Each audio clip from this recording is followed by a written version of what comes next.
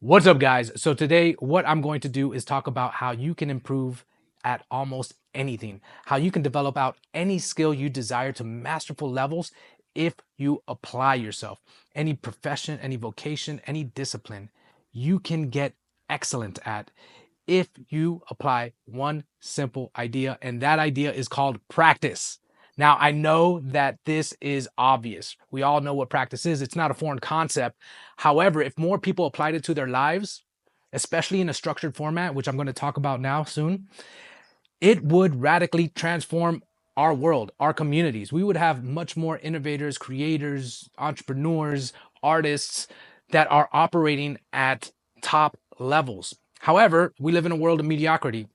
And I think that is going to be really detrimental going towards the future because it's changing. The world is changing. And I don't think that level of mediocrity is going to cut it anymore. AI is here, robotics is here, automation is here. And so the job market is going to radically transform. Not only that, we have inflation that is eroding our standard of living on a daily basis. And I think to maintain an edge, to stay afloat, you are going to have to level up in life and you are going to have to develop out your skill sets.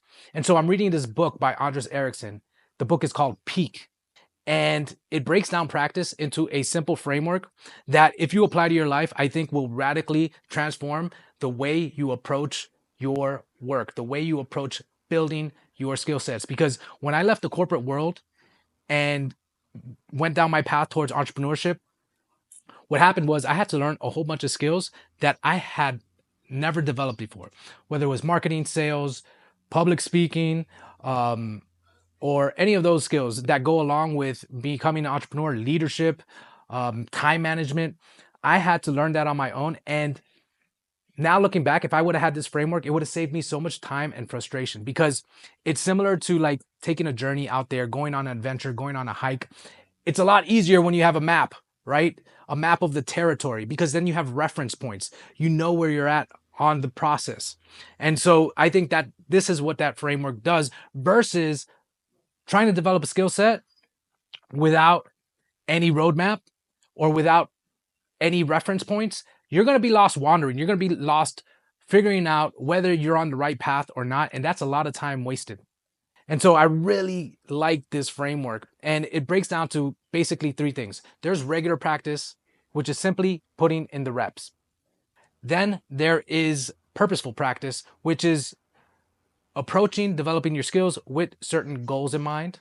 And then there is deliberate practice, which is on a different level. And this is the path towards mastery. This is where you are actually working with feedback, with a coach, with a mentor, where you have specific metrics that you're looking at, where you're competing against people in your class, competing against people in your industry, whatever it may be. And we're going to get into all of those in a second here. But I want to get into why people don't master certain skills, or why they don't even get to a professional level with skills. And it has to do with self-limiting beliefs. And the book talks about it. The biggest self-limiting belief is this idea that people who are good or excellent or masters in their craft, they got there because they're just talented, that they just have something innate within them that you don't have. And it's one of the most destructive forces that limit people's ability to fulfill their potential. And I think it's a big cause for a lot of depression in our society right now. But here's the thing, nothing comes free. You have to work at it. And so this idea of practice actually gives you a roadmap to approach building your skill sets in a way that makes sense. And so let's talk about regular practice, and let's compare it to my YouTube journey right here, right? I started making YouTube videos a month ago. Well, actually intentionally making YouTube videos. And all I wanted to do was pick up the phone, record myself, and then upload. No preparation, no real goals in mind. It was simply getting in the reps. And that has a purpose and a place, right? You become familiar with the territory. It's the same thing like if you were playing basketball, right? And you're just going to shoot hoops. You're going to know what a basketball feels like. You're going to know the distance, right? You're going to have a relative understanding of what the distance is from you and the hoop at the different points in the basketball court, right?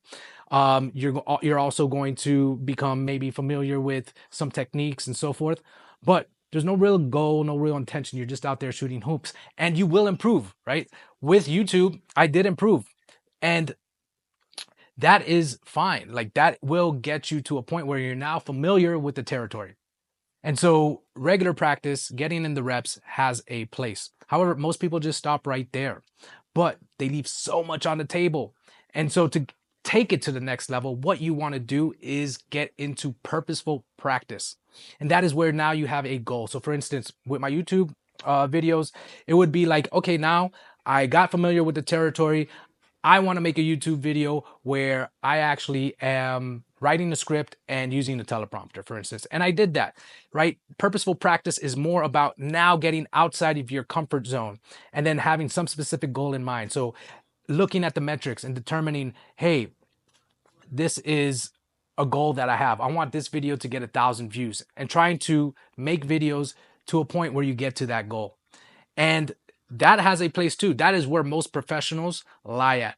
And there are levels to this. The way I think of it is in a spectrum, right? You have amateur, then you have professional, and then you have master.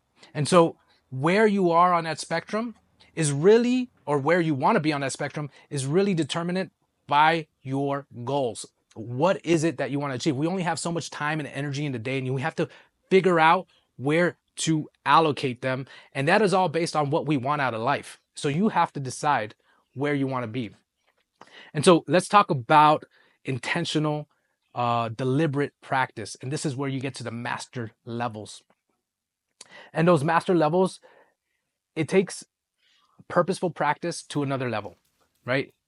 Now you are working with a coach or a mentor. You have techniques that you're following. You're looking at your industry and seeing what they're doing, and you're competing against them. And so it now takes it to a point where you're making small improvements. They're not these big strides, right? When we go up that learning curve from amateur to master, right? We go up in strides and incremental improvements. And at the beginning, right, it might be little small improvements here and there, but then there reaches an inflection point where all of a sudden you're making big leaps up, right? And you're getting way better at your craft, and you're making breakthroughs like you've never done before. And then you get to the master level, and then it plateaus again, right? It kind of now, in order to get to the tippity top, right, it's just small 0.1% improvements or 1% improvements. And that little stretch right there is what separates the professionals from the masters, right? This is where the best of their craft lie. And so you have to decide if you want to get there, because it doesn't come without a lot of work. And so you have to decide, is that something that you want to do? Like, it's like the musician or the aspiring musician who wants to be a rock star. And what he does is he gets to a level where he's now practicing the guitar. Let's say he wants to be a rock star and a guitarist.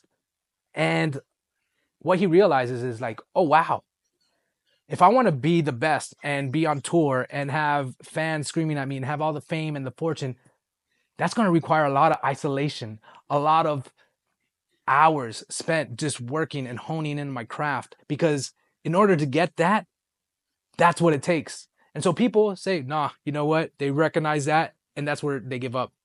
And so it all depends on what you want out of life, and that goes into motivation, right? And the book talks about this too.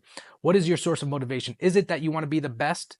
If so, that's an intrinsic source of motivation, right? You're driven by some desire that you have burning within you.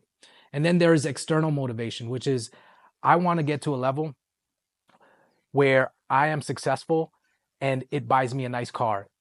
It allows me to raise a family. It gets me a nice house, whatever that may be. Now, I think the best source of motivation is motivation that comes from growth.